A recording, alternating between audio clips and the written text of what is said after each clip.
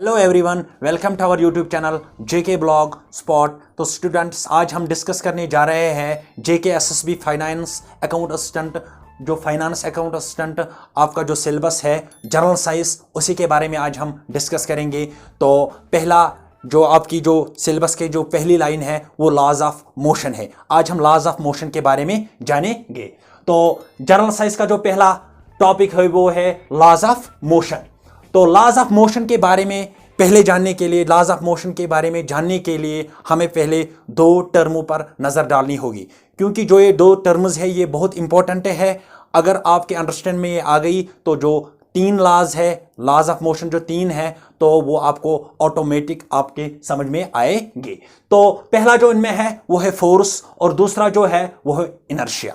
तो पहला हम फोर्स, वो एक्सटर्नल काज होता है जिससे चेंज आती है।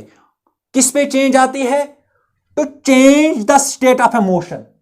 जो मोशन की स्टेट होती है उसी को चेंज करते हैं। आप कहोगे आपकी मोशन की चेंज को जो मोशन स्टेट ऑफ मोशन वो कैसे उस पे किस तरह डिपेंड करता है, change of motion state, motion की स्टेट को किस तरह वो चेंज करता है। तो समझ ले, किस तरह से समझेंगे कि चेंज ऑफ मोशन जो होता है उसकी स्टेट को वो किस तरह चेंज करते हैं।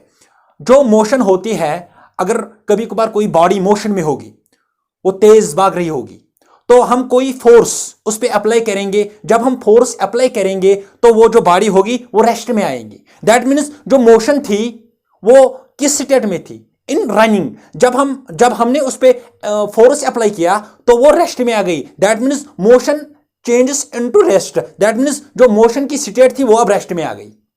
कभी कभार कोई बॉडी होती है जो रेस्ट में होती है, जब हम उस पर फोर्स अप्लाई करते हैं तो जो उस फोर्स से क्या होता है, जो बॉडी होती है वो मोशन में आती है। जब वो मोशन में आती है तो इसका मतलब यह है कि उसकी जो बॉडी की मोशन थी वो रेस्ट में थी, अब वो मोशन में आ गई। It means that it changes the state of a motion. अगर ये डिफिनेशन आपके पल्ले नहीं पड़ी, आपके समझ में नहीं आई, तो आसान सी डिफिनेशन है, टू पुल और पुश। पुल और पुश। पुल मीन्स किसी पे जोर, किसी चीज पे जोर लगाना, धक्का देना। पुश खींचना। क्या?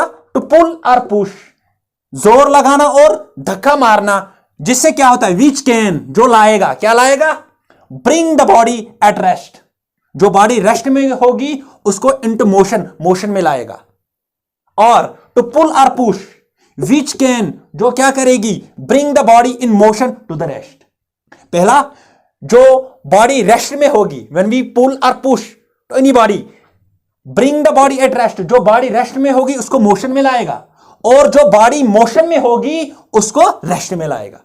यह आसान सी डिफिनेशन है। टू पुल और push which bring the body at rest into the motion, at in motion to the rest. Right?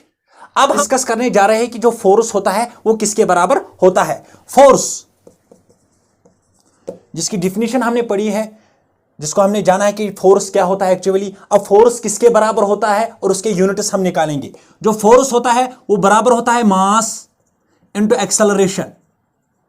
Mass into acceleration. अगर हम मास की बात करेंगे, मास का जो यूनिट होता है वो केजी होता है। मास का जो यूनिट होता है वो केजी होता है, और एक्सेलरेशन का जो यूनिट होता है वो मीटर पर सेकंड स्क्वायर होता है।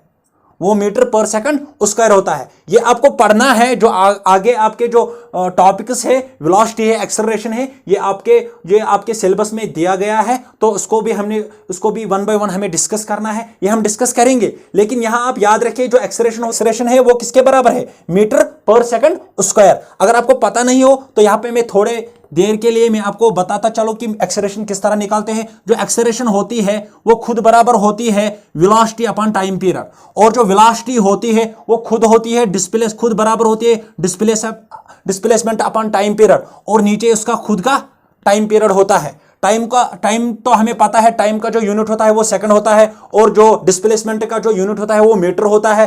तो क्या बनेगा? डिस्प्लेसमेंट के बदले हम मीटर लिखेंगे, और जो ये टाइम है ये ऊपर चला जाएगा, टाइम स्क्वायर बनेगा। जो टाइम का जो यूनिट होता है वो सेकंड होता है, तो क्या बनेगा? Second square. तो यहां पे आया मीटर पर सेकंड स्क्वायर, मीटर पर सेकंड स्क्वायर आया।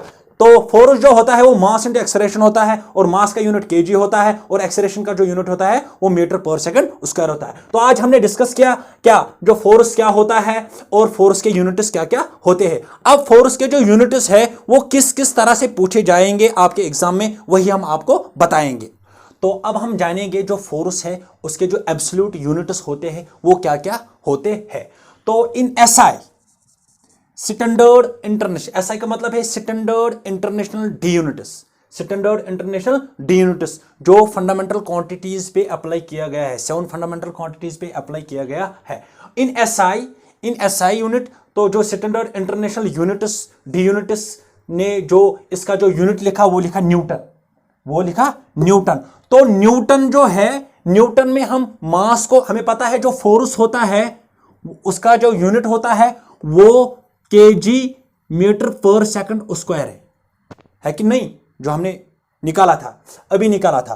तो in SI unit, standard international D units, जो न्यूटन है उसके बदले में जो मास होता है उसको हम केजीज में डिनोट करते हैं।